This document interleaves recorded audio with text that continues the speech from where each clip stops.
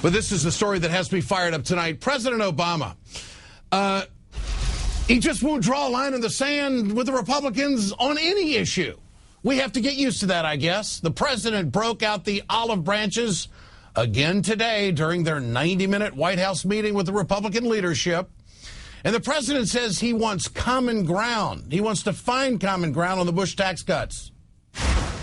Republican leaders want to permanently extend tax cuts, not only to middle-class families, but also to some of the wealthiest Americans at the same time. And here we disagree. And I continue to believe that it would be unwise and unfair, particularly at a time when we're contemplating deep budget cuts that require broad sacrifice.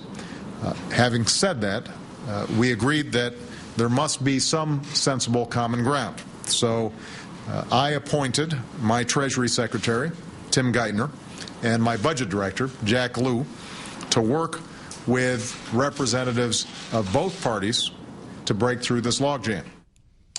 So that's what the meeting produced. Now, judging from the listeners to my radio show, liberals feel like they have been sold out. The people who put President Obama in office voted for a fighter, a guy who would never back down on the Bush tax cuts for millionaires. They voted for this guy. Instead of working to find ways to relieve the burden on working people and the middle class, we've developed creative ways to remove the burden from the well-off. The numbers don't lie. At a time when income inequality is growing sharper, the Bush tax cuts gave the wealthiest 1% of Americans a tax cut that was twice as large as the middle class. So what's changed? What's changed? The Republicans take over the House? That doesn't mean anything. If we're concerned about the fiscal stability of this country, there are some things that I think President Obama and his administration have to be unwavering on.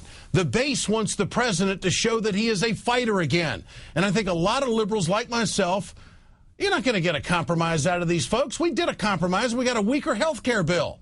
The president, in my opinion, is skating on thin ice with his base if he doesn't put the hammer down on the tax cuts for millionaires. Now, Mitch McConnell and John Boehner, well, in a sense, they have the president right where they want him. They put their cards on the table in today's Washington Post editorial page. Quote, Republicans got the message voters have been delivering for more than a year. That's why we made a pledge to America to cut spending, rein in government, and permanently extend the current tax rates so small businesses, owners won't get hit with a massive tax hike at the end of December. That's what Americans want. Hold the phone. This election was not about the Bush tax cuts. This election was all about the deficit, all about the budget. And if you want to fix it, if the Republicans are serious about fixing it, then they're just going to have to bite the bullet for the top 2%.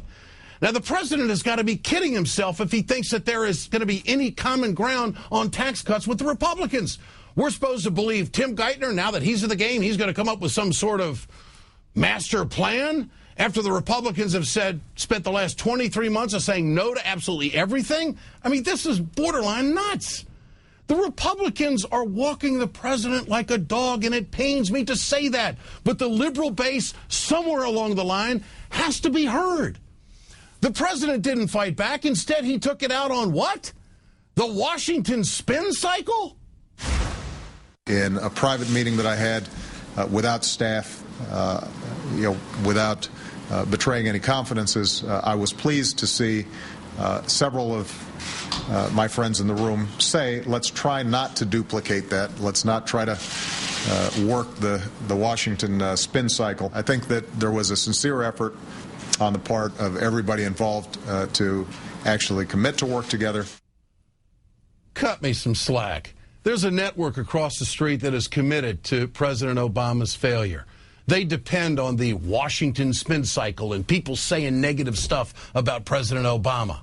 It ain't the spin cycle that says Republicans will never compromise on tax cuts. The American people, the Republicans claim to represent, want the Bush tax cuts for rich to end.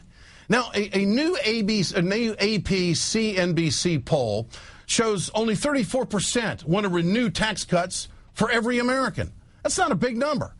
50% prefer extending the reductions only for those earning under $250,000 a year. So, Mr. President, the American people are with you. They're on your side on this issue. You just have to stand up to these folks. You're not accomplishing anything by going through some dog and pony show with the Republicans.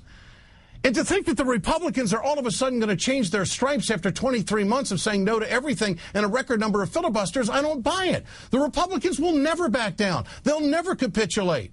They want to make you a one-termer, and the way to do this is to game you on tax cuts. And you might ask the question, well, just how determined are the Republicans on this issue?